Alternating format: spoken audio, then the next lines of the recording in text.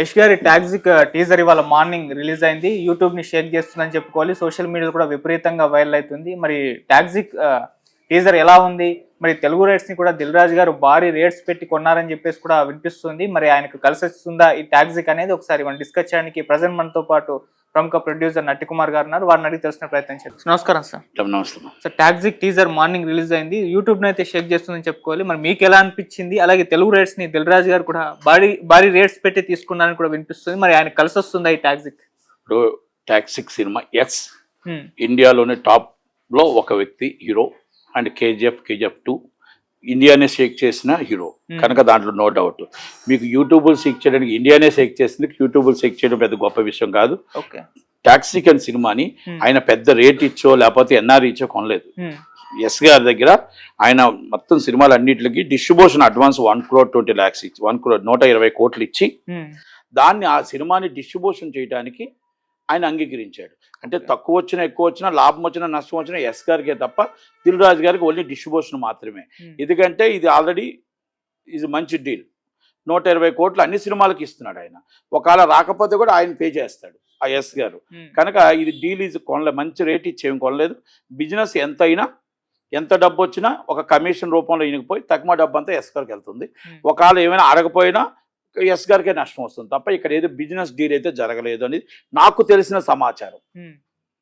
నాకు ఇండస్ట్రీలో తెలిసిన సమాచారం ఇది కరెక్ట్ అయి ఉండొచ్చు.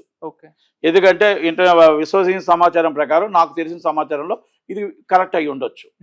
ఒకటి. రెండోది, దిల్ రాజు గారు కొన్నారు, దిల్ రాజు గారిది హిట్ అవుతుందా, దిల్ రాజు గారు ఫ్లాప్ అవుతుందా అంటే సినిమా ఎస్ గారికి ఫ్లాపులు హిట్లతో సంబంధం లేకుండా ఆయనకి ఒక మంచి మార్కెట్ ఉంది కాబట్టి బిగ్గెస్ట్ బిజినెస్ అయితే బిగ్గెస్ట్ ఓపెనింగ్స్ అయితే ఉంటుంది.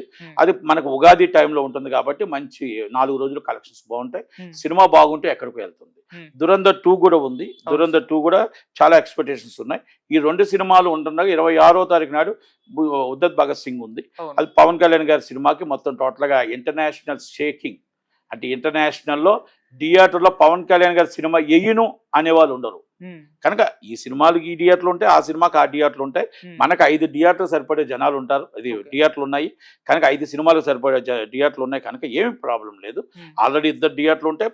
మా థియేటర్లు పవన్ కళ్యాణ్ గారి థియేటర్ పవన్ కళ్యాణ్ గారికి ఉంటాయి. కాబట్టి సినిమా టాక్సిక్ హిట్ అవ్వాలని, బిగ్గెస్ట్ హిట్ అవ్వాలని, బాగుండాలని, దిల్ రాజు గారికి ఈ డిస్ట్రిబ్యూషన్లో పెద్ద హిట్ కొట్టాలని కోరుకుందాం అంతే. అన్ని సినిమాలు బాగుండాలి. దురంధర్ 2 బాగుండాలా, ఇది బాగుండాలా, భగత్ సింగ్ బాగుండాలా, ఇవన్నీ బాగుండాలా.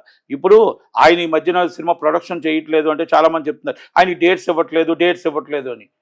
ఆయన డేట్స్ ఇవ్వట్లేదా లేకపోతే ఆయన చేయట్లేదా సినిమా? ఆయన ఇంగ్లీష్ సినిమా చేద్దామని ప్లాన్ చేసుకుంటున్నాడు, హిందీ సినిమా చేద్దామని ప్లాన్ చేసుకుంటున్నాడు. కొంతమంది ఏమంటున్నారు Hindi cinema English cinema Telugu వాళ్ళు డేట్స్ ఇవ్వట్లేదు కాబట్టి అటు ఇటు పరిగెడుతున్నాడు ఆయన. అందుకని ఇప్పుడు ఇక డిస్ట్రిబ్యూషన్ కూడా మన నాగవంశీ ఇవ్వలేదు కాబట్టి, ఎవరు ఇవ్వనన్నారు కాబట్టి, అన్నపూర్ణ స్టూడియోలు డిస్ట్రిబ్యూషన్ పెట్టారు కాబట్టి, ఆయనకి సినిమాలు కావాలి కాబట్టి ఈ సినిమాని 3 సినిమాలు రామాయణం 1, రామాయణం 2 ఈ సినిమా టాక్సిక్ అన్ని కలిపి ఆయన కొనుక్కోవడానికి ముందుకు వెళ్ళారు అనేది టాక్. పెద్ద కూడా నేనే చేస్తాను అని ఆయన అంటున్నాడు.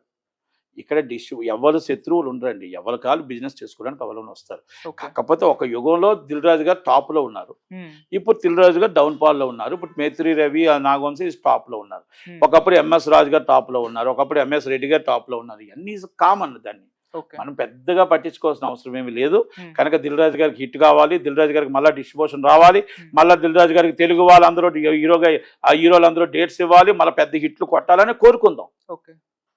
ఆ మనిషి బాగుంటే 10 మంది కార్మికులు బాగుంటారని కోరుకుందాం, చెడిపోతారని కోరుకోవాల్సిన అవసరం లేదు, బాగుండాలని కోరుకుందాం. కనుక టాక్సిక్ సినిమా హిట్ అవ్వాలని, ఇండస్ట్రీ బాగుండాలని కోరుకుందాం. Thank you very much. ఇంకోటి, ఉస్తాద్ పైన టాక్సిక్ కావచ్చు, దురంధర్ కావచ్చు, మన ప్రభావం చూపించే అవకాశం ఉంది సార్. జస్ట్ 1 వీక్ గ్యాప్ లో రిలీజ్ అవుతున్నాయి 2 సినిమాలు.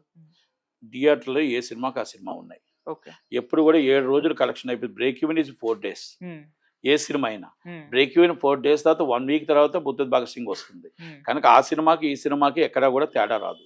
ఆ సినిమా కలెక్షన్ ఈ సినిమా బ్రేక్ ఈవెన్ అవుతుంది, ఆ సినిమా బ్రేక్ ఈవెన్ అయిన తర్వాత ఆ సినిమా వస్తుంది. కాబట్టి ప్రాబ్లం లేదు.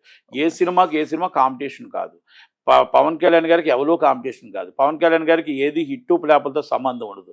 ప్రపంచ దేశాల్లో ప్రపంచంలో ఆయన సినిమా చూడను అనేవాళ్ళు ఉండరు, ఆయనకి థియేటర్ ఇవ్వను అనేవాళ్ళు ఉండరు, ఆయన సినిమా ఆపాలని చూసేవాళ్ళు కూడా ఉండరు.